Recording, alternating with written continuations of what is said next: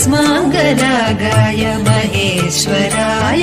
नागेन्द्रहाराय त्रिलोचनाय भस्माङ्गरागाय महेश्वराय नित्याय शुद्धाय दिगम्बराय तस्मै नकाराय नमः शिवाय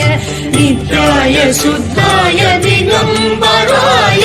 तस्मै नकाराय नमः शिवाय नमः शिवाय नमः शिवाय गंगाधर हर नमः शिवाय नमः शिवाय नमः शिवाय गंगाधर हर नमः शिवाय।